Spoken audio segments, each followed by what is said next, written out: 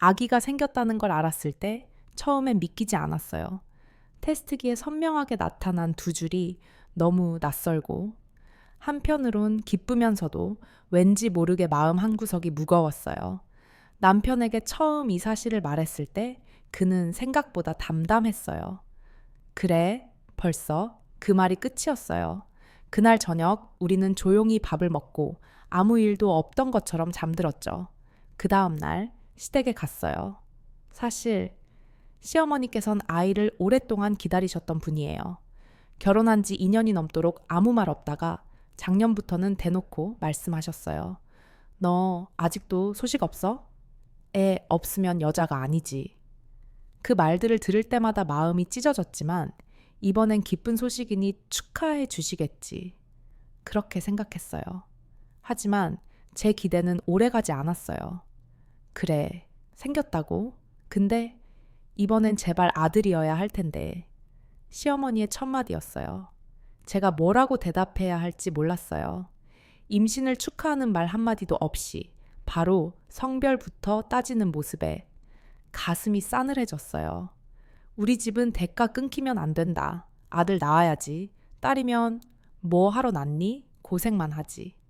그 말이 정말 제 뱃속에 있는 생명을 부정당하는 기분이었어요. 그날 밤 혼자 화장실에 앉아 거울을 봤어요. 제 얼굴은 기쁨이 아닌 불안과 두려움으로 가득했어요. 저는 그냥 건강한 아기만 낳고 싶었어요. 성별이 뭐든 이 작은 생명이 무사히 자라주길 바랐어요. 그런데 세상은 제가 바라는 것보다 훨씬 냉정했어요. 며칠 후 시어머니는 전화를 걸어왔어요. 이번엔 꼭 아들이다. 너는 책임이 크다. 책임, 그게 뭐죠? 아기에게 성별을 정할 수 있는 권한이 제게라도 있다는 말인가요? 남편은 옆에서 그 전화를 듣고도 아무 말도 하지 않았어요. 우리 엄마 원래 좀 그런 분이야. 너 너무 신경 쓰지 마. 그 말이 전부였죠. 그 순간 전 남편이 점점 낯설어졌어요. 함께 기뻐하고 함께 걱정해 줄 거라 믿었던 사람인데 왜 나 혼자만 이 무게를 짊어지고 있는 걸까요?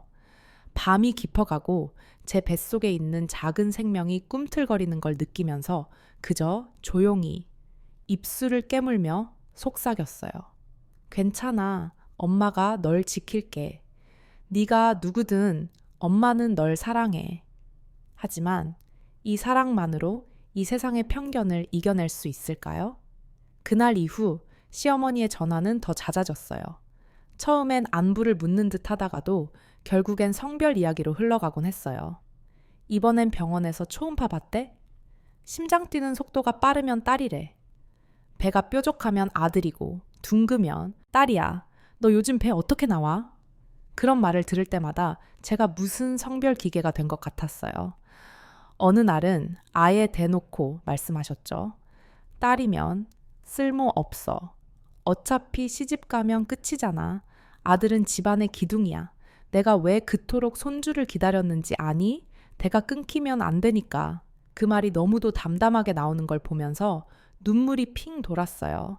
제가 뱃속에 아이를 품고 있는 사람인데 그 생명을 그저 성별로만 판단하다니요. 딸이면 쓸모없다는 그 말. 그건 곧 저에 대한 평가처럼 들렸어요. 그러면 나는요? 나는 딸인데 그럼 나도 쓸모없던 존재인가요? 그 말을 꺼내지 못하고 속으로만 삼켰어요. 남편에게도 말했어요. 당신 엄마 말이 너무 심해. 딸이면 쓸모없다니. 그건 너무해. 그런데 남편은 표정 하나 바꾸지 않았어요. 우리 엄마 원래 좀 가부장적이잖아. 옛날 분이니까 그냥 흘려들으라고요. 그 말 한마디 한마디가 제 마음을 갈갈이 찢고 있는데 저는 매일 밤 아기에게 속삭였어요. 괜찮아. 너는 소중해. 누가 뭐라고 해도 엄마는 널 사랑해.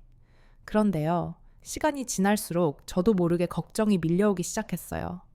만약 정말 딸이면, 정말 시어머니가 외면하면 어쩌지? 남편마저 외면하면 그 생각이 꼬리를 물면서 저는 점점 불안해졌어요. 입덧이 심해지고 잠도 제대로 못 자고 아침이면 눈이 퉁퉁 부어 있었어요. 병원에 갔더니 의사 선생님이 조심스레 말하셨어요. 산모님, 스트레스를 줄이셔야 합니다. 아기도 그걸 느껴요. 하지만 도대체 어떻게 스트레스를 줄이나요? 아기에게 미안한 마음만 더 커졌어요. 초음파 사진을 보고 집에 돌아오는 길, 작은 모니터에 보이던 아이의 심장 박동. 그 소리를 들을 때면 제 마음도 따라 뛰었어요.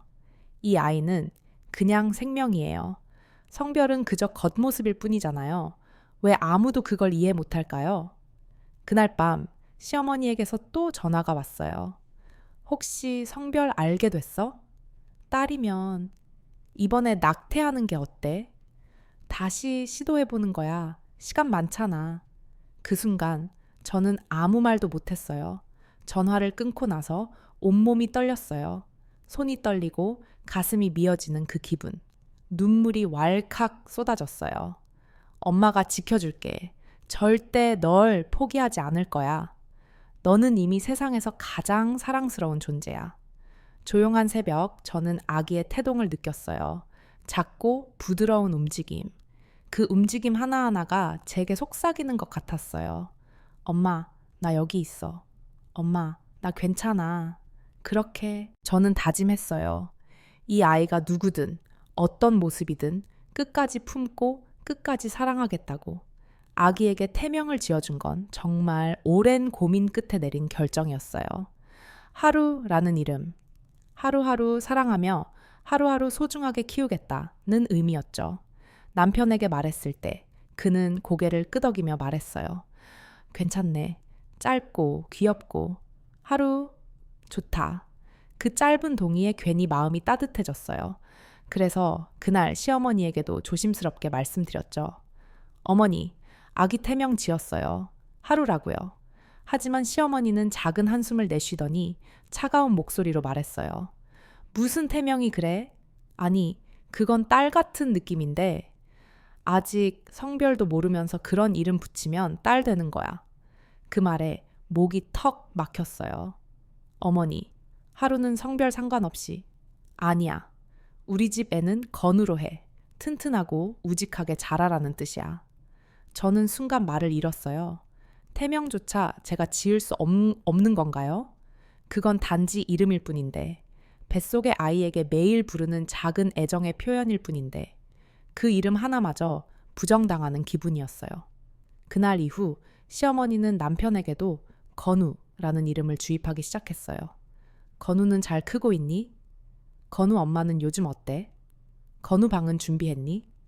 남편은 처음엔 당황하더니 어느 순간부터 자연스럽게 건우라고 말하기 시작했어요. 하루 오늘 태동 있었어? 가 아니라 건우 오늘 잘 있었어? 라고요. 그 차이가 저에겐 너무 컸어요. 제가 지은 이름이 점점 사라지고 있었어요. 밤이 되면 저는 혼자 중얼거렸어요. 하루야, 미안해. 엄마가 너를 지켜줄게. 아무리 내 이름을 다른 사람이 바꿔도 엄마 마음속 너는 언제나 하루야. 그 말을 들은 아기가 작게 움직였을 때 그 따뜻한 반응에 저는 또 눈물이 났어요. 하지만 시어머니는 멈추지 않았어요. 진짜 딸이면 어떻게 할 거야? 낳고 나서 바로 또 시도해야 해. 나도 네 나이엔 둘을 연달아 낳았어. 그 말이 너무 익숙하게 들려서 소름이 끼쳤어요. 언제부터 아이 낳는 게 계획표처럼 되어버렸을까요? 제 몸, 제 감정, 제 마음은 아무 의미도 없는 건가요? 심지어 병원에 같이 가자고도 하셨어요. 성별을 확인하고 싶다고요. 저는 정중히 거절했지만 시어머니는 남편을 조용히 설득하기 시작했어요. 그리고 어느 날 남편이 말했어요. 엄마가 병원 같이 가자고 하시는데 한 번쯤은 같이 가도 좋지 않아? 초음파 보고 기뻐하실 수도 있잖아. 그 말을 듣고 가슴이 철렁 내려앉았어요. 기뻐할 수도 있다. 하지만 실망할 수도 있다는 거잖아요. 그 감정이 고스란히 아기에게 전해질까봐 너무 무서웠어요.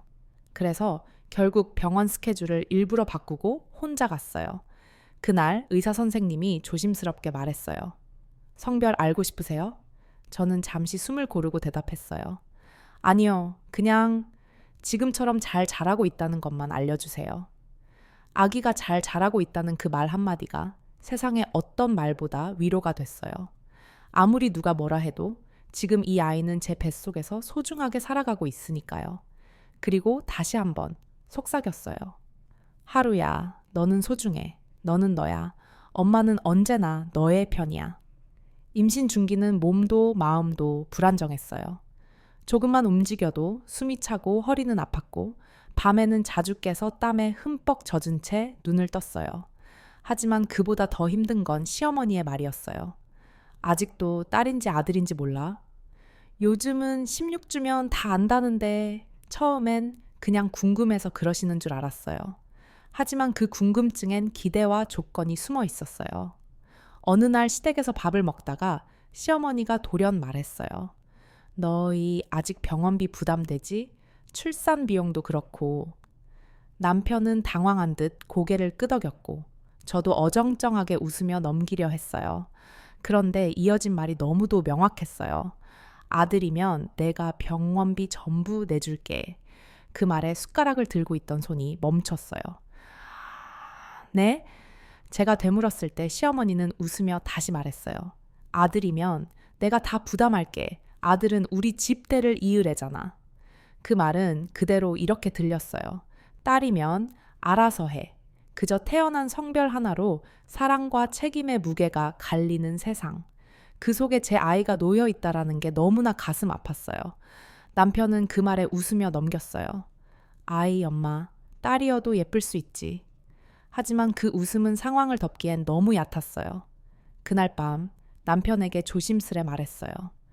병원비 이야기 그냥 웃고 넘기지 말고 제대로 말해줘야 하는 거 아니야? 남편은 한숨을 쉬며 말했어요.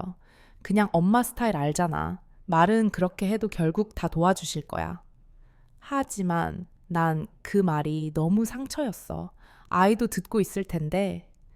제 말에 남편은 말없이 누웠고 뒤돌아 누운 그의 등은 대답 대신 침묵이었어요. 그날 밤 저는 한참을 울었어요. 혼자서 아무 말 없이. 다음 날 병원에 다녀오는 길에 작은 종이를 하나 챙겨 왔어요. 출산 비용 적립표, 자비 부담 예상객, 약 180만 원. 손이 떨렸어요. 아기를 낳는 일조차 돈과 조건 속에 갇힌 현실. 하지만 어쩌면 이 아이는 이 모든 불안과 무게 속에서도 저를 지켜주는 존재였는지도 몰라요. 집에 돌아와 작은 봉투 하나를 꺼냈어요. 결혼 후 조금씩 모아둔 제 비상금. 그 속에서 5만 원짜리 지폐 몇 장을 꺼내 가만히 세어보았어요. 부족해도 어떻게든 해내야 한다고 스스로를 다독이며 속삭였어요. 하루야, 아들이든 딸이든 너는 사랑받아야 해.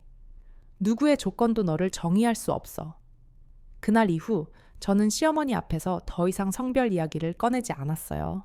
그저 조용히 뱃속의 아이를 두 손으로 감싸 안으며 다짐했어요. 누구보다 먼저 이 아이의 엄마가 되겠다고.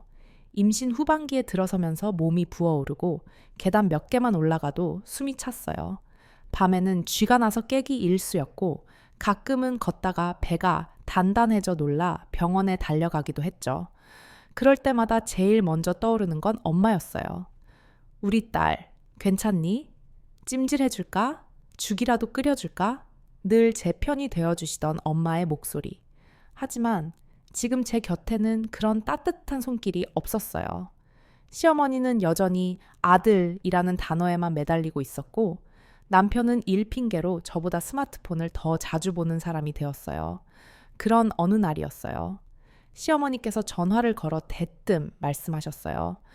조리원 예약 안 했지? 그 돈 아깝게. 뭐 하러 써? 우리 집으로 와. 내가 다 해줄게. 네? 우리 며느리가 첫 출산인데 내가 못 챙기겠니? 말만 들으면 참 고마운 말 같았어요. 하지만 저는 알고 있었어요. 그 챙긴다는 말 속에 얼마나 많은 간섭과 판단이 따라올지를요. 사실 엄마와 조리원 이야기를 이미 해두었던 터였어요. 엄마가 출산 후 2주 정도는 근처에 머물며 조용히 도와주기로 했거든요. 그 이야기를 조심스럽게 꺼내자 시어머니는 매우 불쾌하다는 듯한 목소리로 말했어요. 왜 친정이야? 네가 낳은 애는 우리 집 아이야. 어머니, 아이는 저희 부부 아이예요. 제가 그렇게 말하자 잠깐의 정적이 흐르고 곧 시어머니의 목소리는 높아졌어요. 아니, 말버릇이 왜 그래? 지금 배 안에 있는 애가 우리 집 장손이잖아. 장손일지 아닐지 아직 모르고요. 딸이라도 저는 똑같이 사랑할 거예요. 그 말에 시어머니는 전화를 끊으셨어요. 한참 동안 울리지 않는 휴대폰을 보며 저는 배를 감싸 안고 소리 없이 눈물을 흘렸어요. 아무도 이해해주지 않는 느낌. 아이를 낳는 일보다 그 뒤에 세상이 더 무서운 현실. 그날 밤 남편과 조용히 앉아 조리원 문제를 다시 얘기했어요. 당신 엄마 집엔 안 갈 거야. 내가 조리하러 가는 건데 마음이 편해야지. 남편은 말없이 제 손을 잡더니 작게 고개를 끄덕였어요. 그래, 알겠어. 당신 편하게 하자. 그 말에 잠깐 안도했지만 그 다음 날 시어머니의 문자가 도착했어요. 그럼 앞으로 애 볼 생각 말아라. 시댁 도움 필요 없다는 거지?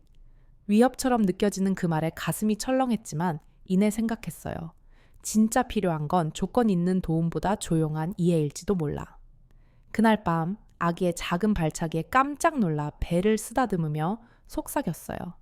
괜찮아. 하루야. 엄마가 지켜줄게. 그리고 다짐했어요. 이 아이의 평온한 시작을 위해서 누구의 간섭도 받지 않겠다고. 출산은 생각보다 훨씬 고통스러웠습니다. 진통이 시작되고 무려 16시간 동안 온몸을 짓누르는 통증과 싸워야 했어요. 수술실에 들어가기 전 제 손을 잡아준 건 엄마였습니다. 괜찮아, 딸아. 힘내. 우리 하루 만나러 가자. 그 따뜻한 말에 눈물이 왈칵 쏟아졌어요. 수술대 위 불빛이 눈부신 방에서 마침내 우리 아기의 울음소리가 들려왔습니다. 왕! 그 울음소리는 그 어떤 음악보다도 아름답게 들렸어요. 의사 선생님이 말했죠. 축하합니다. 건강한 여자아이입니다. 그 순간 저는 웃으며 중얼거렸어요. 딸이구나. 고마워. 건강하게 태어나줘서. 하지만 그 축복의 순간도 오래 가지 않았습니다. 조리원에 들어온 지 이틀째 되는 날 시어머니가 병실로 찾아오셨어요. 거의 문을 열자마자 아기를 들여다보시곤 그 말이 튀어나왔습니다. 딸이네. 에휴, 아쉽다. 그 짧은 한마디, 그 차가운 표정, 그걸 들은 제 가슴은 한순간에 조여들었어요. 제 아이는 그저 눈을 동그랗게 뜨고 고요히 시어머니를 바라보고 있었는데 왜 그 아이에게 아쉽다는 말이 붙어야 하나요? 저는 참으려 했지만 결국 물었습니다. 어머니, 아기가 건강하게 태어난 것도 아쉽나요? 시어머니는 당황한 듯 저를 바라보며 말을 얼버무렸습니다. 그게 아니고 그냥 아들이면 더 좋았겠다는 거지. 저는 담담히 말했어요. 딸이라서 전 정말 행복해요. 이 아이가 제게 와줘서 정말 감사하고요. 잠깐의 정적. 그리고 시어머니는 흠칫하시며 가방을 다시 메고 말씀하셨죠. 그래, 뭐 건강하면 됐지. 그 말이 진심이었는지는 모르겠어요. 하지만 그날 이후 시어머니는 아기에게 거의 연락을 하지 않았어요. 사진을 보내도 답장은 없었고 100일 잔치도 바쁘다는 이유로 오시지 않았어요. 남편도 그 상황에 대해 뾰족한 말은 하지 않았어요. 우리 엄마가 좀 옛날 사람이잖아. 딸 낳았다고 뭐 싫은 건 아니야. 하지만 저는 알고 있었어요. 아쉽다는 그 말 속에 그들의 진짜 마음이 숨어 있다는 걸요.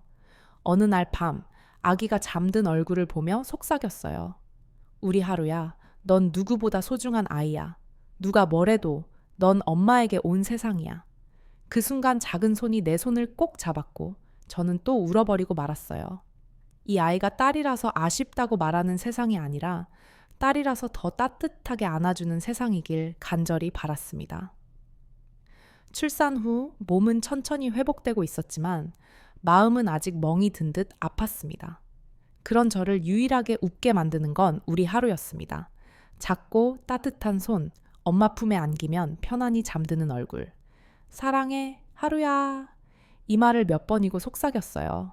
그런데 그런 제 마음을 몰랐는지 남편은 뜻밖의 말을 꺼냈습니다. 자기야, 하루 이제 좀 컸으니까 둘째 생각해보자. 전 순간 놀라서 바라봤어요. 둘째? 벌써? 남편은 가볍게 웃으며 말했죠. 하루 외롭잖아. 그리고 우리도 아들 하나 있어야지. 그 말에 제 입가의 미소는 서서히 사라졌습니다. 아들, 있어야 돼? 남편은 아무렇지 않게 고개를 끄덕였어요. 우리 집안의 대를 이어야 하니까 엄마도 계속 그러잖아. 손자가 있어야 한다고. 숨이 턱 막혔습니다. 그럼 하루는 딸은 대가 아닌 거야? 남편은 순간 말을 잇지 못하다가 애매하게 말했죠. 아니, 그런 뜻은 아니고 그냥 둘째는 아들이면 좋겠다는 거지. 우리 하루도 물론 소중하지. 물론이라는 말, 늘 변명처럼 들렸습니다. 자기, 하루가 아직 돌도 안 지났어. 내 몸도 다 안 나았고. 근데 벌써 둘째 얘기야? 남편은 조금 짜증이 난 듯 말했습니다. 다른 집들은 둘, 셋 낳더라. 우리는 하나만 낳고 거기서 끝낼 순 없잖아. 엄마도 손자 기다리시고. 그 순간 저는 말없이 하루가 자고 있는 방으로 들어갔어요. 작은 숨소리를 내며 잠든 우리 딸. 저 아이에게 아쉽다는 말이 들려지고 둘째는 아들이라는 말이 반복되는 이 세상에서 나는 이 아이를 어떻게 지켜야 할까? 나는 하루를 낳을 때 죽을 만큼 아팠고 죽을 만큼 기뻤어요. 그런데 남편에게는 그게 그저 첫 번째 시도였던 걸까요? 아들을 위해, 제대로 된 후계를 위해. 그날 밤 남편이 잠든 뒤 조용히 혼잣말을 했습니다. 하루야, 넌 엄마에게 처음이자 마지막이야. 누가 뭐래도 너 하나면 돼. 엄마는 너만 있으면 세상이 다 있는 거야. 그리고 그 밤, 처음으로 남편과 거리를 느꼈습니다. 한 집에 있지만 같은 곳을 바라보지 않는다는 걸 절실히 깨달았어요. 하루가 돌이 되기 전 시어머니는 갑자기 저를 불러 단둘이 대화를 나누자고 하셨습니다. 시어머니, 무슨 일이세요? 웃으시며 따뜻한 차를 내오신 그 손에 왠지 모르게 차가운 기운이 감돌았습니다. 있잖니, 하루가 이제 돌이 다가오잖아. 네, 벌써 그렇게 되었네요. 시어머니는 한참 저를 바라보다 입을 열었습니다. 이제 둘째 준비할 때가 됐지? 전 당황했습니다. 제 몸이 아직 완전히 회복이 안 돼서요. 그 순간 시어머니의 말투가 조금 달라졌습니다. 몸이야, 다들 그렇게 회복하면서 낫는 거지. 그건 핑계야.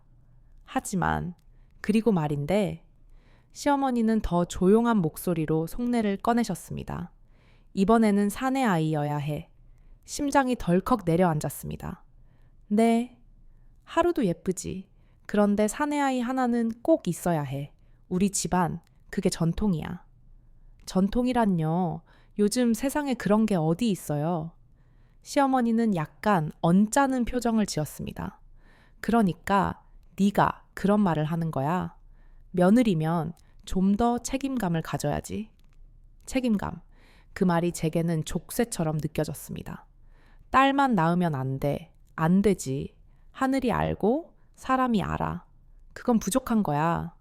시어머니, 하루는 부족한 아이가 아니에요. 그건 너 생각이지. 사람들이 뭐라고 하겠니? 며느리가 딸만 낳았다고, 집안의 운이 끊긴다고 전더는 들을 수가 없었습니다. 죄송하지만 저는 그런 생각에 동의 못해요. 딸이나 아들이나 똑같이 소중한 생명이에요. 시어머니는 차잔을 내려놓으며 단호하게 말했습니다. 그럼 네가 계속 낳아. 사내 아이 나올 때까지. 그게 며느리의 도리야. 그 말에 전더는 대답할 수 없었습니다. 고개를 숙인 채 심장이 미친 듯이 뛰고 있었어요.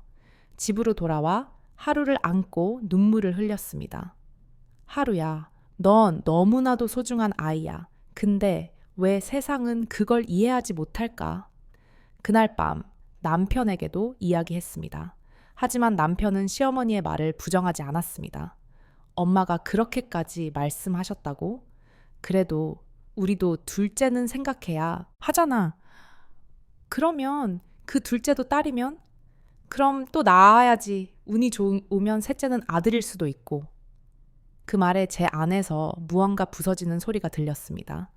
내 몸은 출산 후 아직 온전히 회복되지 않았는데 그들은 내가 다음 아이를 낳을 도구처럼 생각하는 듯했습니다. 그날 밤 하루를 꼭 껴안고 속삭였습니다. 엄마는 너만으로 충분해. 딸이라고 해서 누구보다 부족한 게 아니야. 그리고 마음속에 작은 결심이 생기기 시작했습니다. 이 아이를 지키기 위해서라도 나는 더 이상 침묵하면 안 되겠다고. 그날 이후로 저는 시어머니를 마주보기가 힘들어졌습니다. 시어머니는 자꾸만 둘째 이야기를 꺼냈고 그럴 때마다 제 심장은 조금씩 조여왔습니다. 이제 하루도 돌 지났으니까 몸 풀렸겠지? 이번엔 아들 낳아보자. 지금이 적기야. 웃으며 말하셨지만 그 미소는 제 마음에 칼날처럼 꽂혔습니다. 딸이라는 이유만으로 사랑받지 못하는 세상. 그 차별이 가장 가까운 가족의 입에서 나올 때 그 고통은 말로 다 표현할 수 없었습니다. 하지만 저는 참았습니다. 시어머니가 나쁘다고 생각하지 않았습니다. 그저 오래된 사고방식에 묶여있는 분이라 여겼습니다. 하지만 하루 앞에서 그 말씀을 하셨을 때 제 안의 침묵은 완전히 무너졌습니다. 얘야, 너는 동생 있어야지. 이번엔 남자 동생, 멋진 사내아이. 시어머니는 하루의 볼을 쓰다듬으며 말하셨습니다. 하루는 아무것도 모른 채 작은 손으로 박수를 쳤습니다. 그 장면이 너무 슬펐습니다. 하루는 사랑받고 싶어서 웃고 있는데 그 사랑이 다음 아이로 인해 가려질지도 모른다고 생각하니 그날 밤 저는 남편과 시어머니 앞에 정식으로 말했습니다. 이제는 더 이상 참지 않겠습니다. 남편이 놀란 눈으로 쳐다보았습니다. 시어머니도 찻잔을 내려놓으셨습니다. 하루는 제 아이입니다. 그리고 저에게는 그 아이 하나만으로도 충분합니다. 그건 네 생각이지. 집안 어른들 생각도 있어. 시어머니의 말에 저는 고개를 저었습니다. 어른들의 생각이 하루의 존재를 부정해선 안 됩니다. 딸이라고 해서 사랑이 부족합니까? 집안의 운이 끊긴다고요? 제 목소리가 떨렸습니다. 왜 아이를 성별로 나누어 가치가 다르다고 말하세요? 왜 하루를 선택받지 못한 존재처럼 만드세요? 나는 그냥 전통이 그러니까. 전통이요? 그 전통 때문에 사랑받을 권리를 잃는다면 그건 지켜야 할 게 아니에요. 잠시 침묵이 흘렀습니다. 남편은 말없이 제 말을 들었습니다. 시어머니도 처음엔 눈을 피하셨지만 이내 제 눈을 바라보셨습니다. 너 많이 힘들었겠구나. 그 말에 저는 눈물이 왈칵 쏟아졌습니다. 매일 밤 하루를 안고 내가 좋은 엄마가 맞는지 자문했어요. 하지만 이젠 알겠어요. 저는 아이의 성별이 아니라 그 존재 자체를 사랑하는 엄마가 되고 싶습니다. 시어머니는 잠시 눈을 감고 천천히 고개를 끄덕이셨습니다. 그래, 내 마음, 이제야 조금 알겠구나. 그날 이후 시어머니는 둘째 이야기 대신 하루에게 동화를 읽어주시고 산책을 함께 해주셨습니다. 어쩌면 세대는 다르지만 마음은 천천히 닿을 수 있다는 걸 그제서야 느꼈습니다. 봄이 왔습니다. 창문을 열면 따뜻한 바람 사이로 매화 향기가 스며듭니다. 하루는 이제 3살. 제법 또박또박 말도 잘하고 제가 만든 반찬도 맛있다며 먹어줍니다. 엄마, 이거 맛있어. 엄마, 최고. 그 한마디에 온 세상이 따뜻해지는 기분이었습니다. 요즘 들어 하루는 자꾸 내가 예뻐서 사랑해? 하고 묻습니다. 아니, 하루가 딸이라서 사랑해? 처음엔 그 질문이 왜 이렇게 자주 반복되는지 몰랐습니다. 그런데 어느 날 시어머니가 하루에게 조용히 속삭이는 걸 들었습니다. 하루야, 우리 하루도 예쁘니까 엄마 아빠가 사랑하지. 그 말은 아무 악의 없이 하신 말씀이었지만 저는 왠지 가슴이 철렁했습니다. 그건 마치 조건이 있어야 사랑을 받을 수 있다는 말처럼 들렸기 때문입니다. 그날 밤 하루가 제 품에 안겨 또 다시 말했습니다. 나 예쁘니까 사랑해. 엄마, 나 딸인데도 사랑해. 저는 아이의 뺨을 조심스럽게 쓰다듬었습니다. 그리고 천천히, 아주 천천히 속삭였습니다. 하루야, 넌 예뻐서 사랑받는 게 아니야. 넌 존재 그 자체로 사랑스러운 아이란다. 딸이라서도 아니라서도 아니야. 그냥 하루니까. 하루는 하루라서 엄마는 널 사랑한단다. 하루는 제 눈을 뚫어지게 바라보았습니다. 그 작고 맑은 눈동자 안에 무언가가 반짝였습니다. 그냥 내가 하루라서 세상에 단 하나뿐인 너이기 때문에. 그날 이후 하루는 그 질문을 하지 않았습니다. 대신 자주 이렇게 말했습니다. 나는 하루야. 엄마가 제일 사랑하는 하루. 그 말을 들을 때마다 제 눈에는 눈물이 고였습니다. 아이의 마음에 깊이 새겨졌던 불안이 천천히 치유되고 있다는 걸 느꼈습니다. 그리고 문득 시어머니의 말도 이해가 되기 시작했습니다. 그 세대는 늘 무엇이 되어야 사랑받을 수 있었던 세대였고 그만큼 상처도 깊었던 것이겠지요. 그래서 이젠 저부터 바꾸고 싶었습니다. 하루가 자라서 아이를 낳고 또 그 아이가 자신을 있는 그대로 사랑받을 수 있는 세상이 오도록 시어머니와 마주 앉아 조심스럽게 말을 꺼냈습니다. 어머니, 하루는 어머니의 손녀입니다. 딸이지만 아들이 아니더라도 귀하고 소중한 아이입니다. 시어머니는 조용히 고개를 끄덕이셨습니다. 이젠 안다. 내가 몰랐던 거야. 사랑은 이유 없이 주는 거라는 걸. 그 말에 저는 조용히 손을 내밀었습니다. 그리고 오랜 시간 엇갈렸던 마음이 비로소 하나가 되기 시작했습니다. 하루는 마당에서 뛰어놀며 꽃을 따다 저에게 주었습니다. 엄마, 꽃, 이거 엄마 닮았어. 저는 웃으며 그 꽃을 받았습니다. 그리고 생각했습니다. 하루야, 넌 딸이기 때문에 사랑받는 게 아니야. 넌 그냥 너이기 때문에 사랑스러운 존재란다. 그 진심, 세상이 끝날 때까지 엄마는 지킬게.